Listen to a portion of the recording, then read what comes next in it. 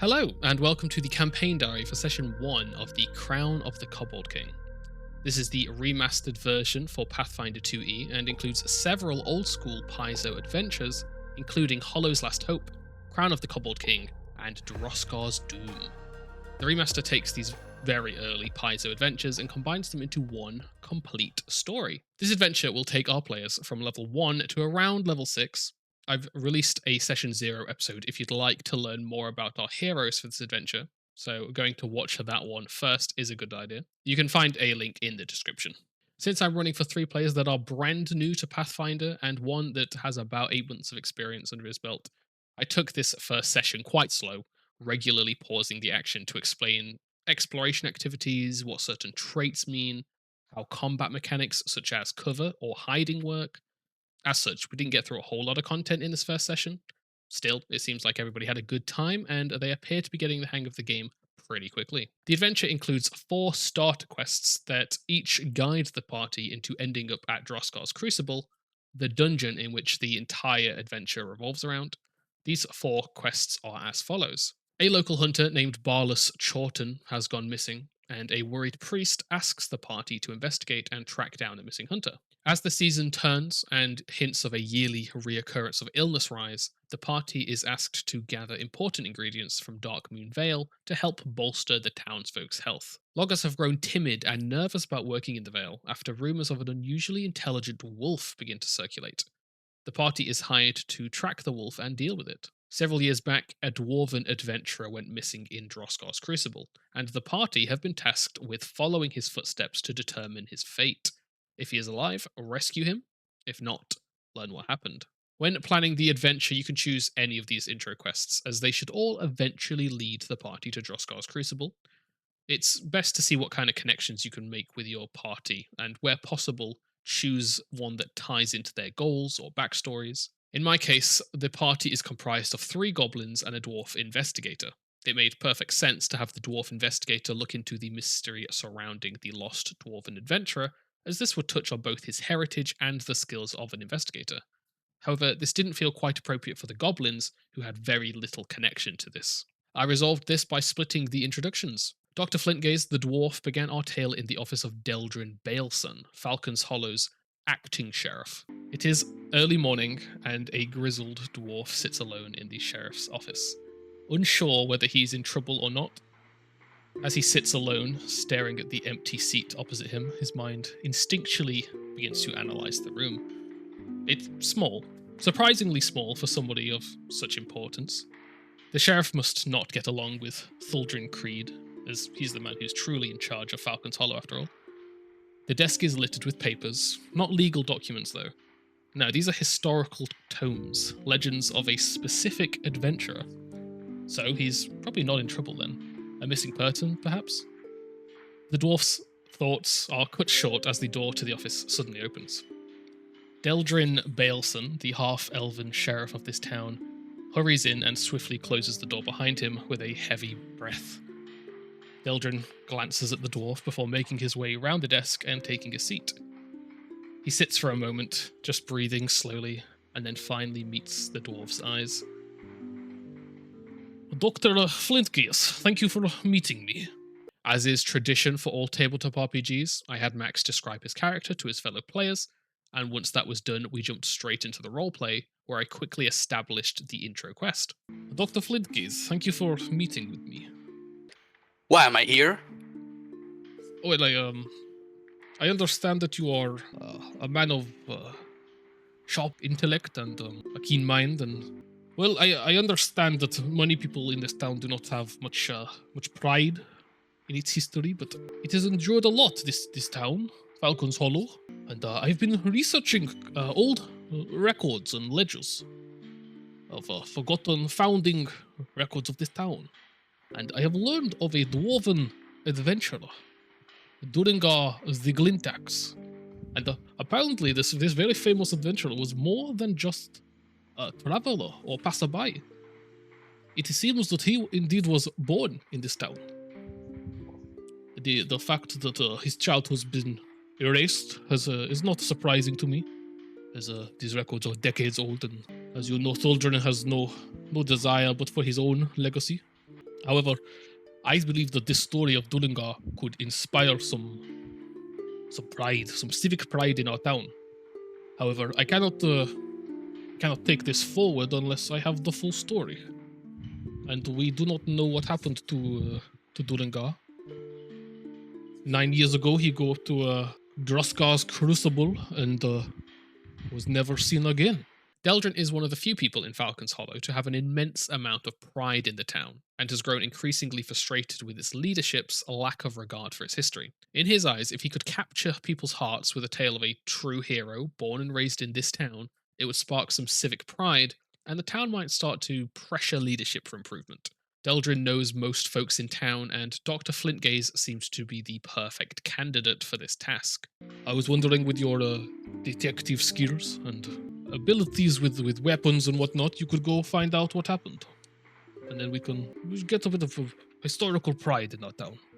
So, you're telling me you want me to go up there and investigate some missing hero's legacy Yes, indeed. as a PR campaign for the town? Yes, we need to take back the pride in the town. Soldiering Creed has ruined the reputation of Falcon's Hollow. And I Don't let mean him to hear get you it say back. that. But of course not. This is small office, private. Hmm. Well, fine. Guess I don't have much else to do. Dr. Flintgaze agreed to the request, but he did want some form of payment. Deldrin offered to give him his Onyx Dog Wondrous figurine, which Flintgaze accepted as reasonable payment. Before they parted ways, Deldrin gave Flintgaze one final word of advice. Now, I hear that the leader of the Cutyard, Payden, is going to be sending a group out to hunt something in Darkmoon Vale today. I think you should try and tag along with them for protection. Do you want me to corral them into doing this thing as well? I think it's a good idea. Right. Yeah. Guess I can do that. Better than going alone. Exactly. Very dangerous in the Darkmoon Vale. The forest is full of nasty creatures and fae. You don't want to be alone out pesky there. Faye. Excellent. Thank you very much. As Dr. Flintgaze exited the office and began to head towards the Cutyard, I moved the scene to our three goblins, who were sat uncomfortably in front of Payden, Payday Teedum, as he glared at them across his desk. Over at the Cutyard, three goblins fidget in chairs that are much too big for them, as Payden, Payday Teedum scowls at them from across a large, well-crafted table. Fuck me. Is this the best this shithole town has to offer? Ask for some hunters or killers, and all I get are you three greenskins. I know Barlas went missing, but fuck, I thought I'd at least get someone else show up. Fine, whatever, I guess you'll have to do. Once again, I had our players introduce their characters before falling back into the roleplay. Payden explained that a large, intelligent wolf had been attacking his lumbermen, and while he typically wouldn't get involved, it was beginning to bring production down. Alright, let's get into it, shall we? There has been rumour from my woodcutters of some kind of particularly large, vicious, and cunning grey wolf that has been making the rounds. The loggers out there are claiming that it's laying traps for them, which is fucking absurd because it's a wolf. However, several people have fallen and gained wounds due to these traps, so there must be some honesty in what they're saying. There are also a few people who might have gone missing on account of this creature. Normally I wouldn't pay this much regard, but this one's gathering steam quickly, and there might be some truth behind the tales.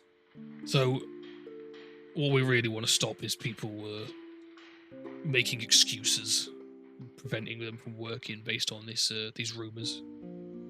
So I'd very much like it if you could find this smart wolf in the Darkmoon Vale, kill it, and then probably bring it back so I can have it stuffed. Our three goblins had found themselves here after seeing a posting looking for hunters or skilled fighters, and their curiosity for the situation had led them to show up. Payden was clearly not impressed by the turnout, but he was in need of this situation getting sorted, and he kind of thought that if these goblins went and died fighting a wolf, that means he wouldn't have to pay them. On the subject of payment, he offered an old +1 Great Axe, stating he no longer needed it. The goblins didn't seem content with this reward as they began to ask about alternate options. Is there anything else I can have as a reward, sir? I feel like I probably won't be able to lift that, let alone use it. Well, you could sell it if you want. It'll be yours once you've got it. You do whatever you want with it. Oh, okay. I guess, yeah. I'm happy to help out. Sure. Where was this last spotted? Scraps hesitantly agreed to help, despite clearly not being satisfied with the axe. He asked where it was last seen, and Payden directed them to start at one of the 4 lumber camps. Grievous was next to speak up. I'm going to raise my hand. He'll stare at you for a few seconds. Yes. You mentioned large. Would I be able to inquire as to how large this grey wolf might be? I've not seen it. I don't know. Bigger than a normal wolf.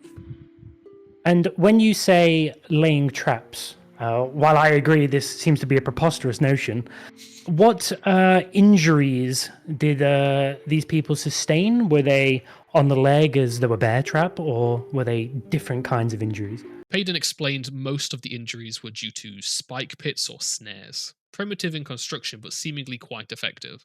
Payden was eager to get the situation sorted and told the group to set out as early as they can. Trout, our final goblin, was still unsatisfied with the reward, so before the group left, he pressured for a different kind of payment. Seems to me, Peyton, that it may be worth more to you than this rubbish. You seem to be losing an awful lot of work days. Make a diplomacy check. He'll glare at you for a good long while, but you can tell that he's seen the truth in your words. I could throw an extra 10 gold in. That sounds much better, Peyton. Thank you. Alright. Get out of my fucking office. The goblins exited the office, happy with their improved reward, and soon ran into Dr. Flintgaze, who was waiting for them outside of the cutyard. As the town's primary doctor, Dr. Flintgaze is a familiar figure to the people of Falcon's Hollow, so the goblins recognized him and the group began chatting. How's your back? I know it's been troubling you. I do like a little side motion to show I can turn left and right. And he's feeling very lumbar today, yes. Oh, right. So, these humans couldn't find anyone else to do this for them, eh? I give you a little nod as to acknowledge you. Ain't got no guts, none of them. They don't But, like killing things. Is that what humans are over here are like? They're just weak-bellied. That's what I say. He's just asked us to. Did you see the flyers around? Yeah, About- I've seen the about this? flyers. He's asked us to kill a wolf thing that's setting traps. Yep. It doesn't make any sense to me, but I guess we'll soon find out. But he says we need to head to the lumber yards. I don't know. I don't know the way, so I'm going to have to follow. Sorry. I can take you there. How do you feel about making a cut from these goblins' gold? Never say no to gold. I was actually looking to see if whoever came out of there was willing to help me out with something too. So, Excellent. And neither of my companions complained, so the gold is coming from their share. With the group formed, they headed out to Darkmoon Vale to seek information from the foreman of the lumber camps. They headed to the closest one to Falcon's Hollow, and after a couple of hours of travel, they arrived at the camp. The woodcutters that work in these camps are a confrontational bunch, and they don't like outsiders poking their nose into their affairs. As our heroes approached, a group formed and halted them from locating the foremen. They began to jeer at the new arrivals. However, staying professional, Trout began to explain why they'd come. What the fuck are you doing here? You don't look like woodcutters. You How about lost. the wolf problem, son? The wolf problem? What are you going to do about the wolf that we can't do? Well, hopefully string it up, put it on a wall.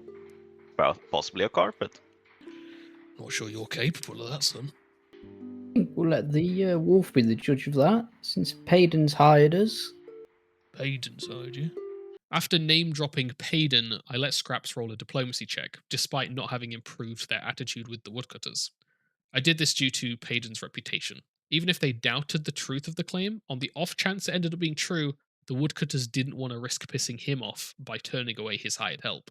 Feel free to go and ask him if you want. No, that's all right. What are you here to talk to boss?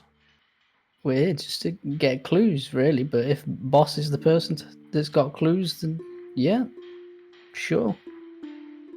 Yeah, all right. A success meant that the woodcutters begrudgingly brought our heroes before Yarlbin. Yarlbin is much like his employees in that he is needlessly confrontational. His demeanor didn't last long, though, as soon as the party mentioned the wolf problem, he became quite serious. So, Aiden's finally sending somebody to help. Better late than never, I guess. Whatever you've heard is probably true. Several workers over the past few months have been wounded by traps in the woods, and a couple even went missing. Just 4 days ago, I personally saw one of my workers in the woods step on a hidden trench and impale his foot on a wooden spike.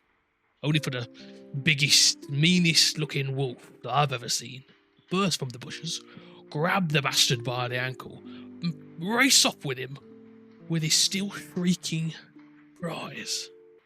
Gotta be honest, I'm close to stopping work if things don't get sorted. I hold my hand up. Yeah, what's up? Can you disclose any more information about this trench? Does it look man-made, scraggly, hastily built? Any information will help. Groduvus began to inquire about the nature of the traps, wondering if perhaps they were man-made. Yarlbin admitted he would have assumed they were man-made if he hadn't seen the wolf utilize it to ambush them with his own eyes. The group tried to figure out some correlation or motive. They wondered if the attacks were solely on humans, or if anything had happened prior to the attacks, but aside from all the victims being woodcutters, nothing seemed to jump out at them. Is there any pattern to these attacks? No. Not that I can tell. Erratic. Do you know if all the lumber mills have been attacked about the same? Yes, I have. I've communicated with my fellow overseers, and they have had similar situations. Seems worse to the west, I will say.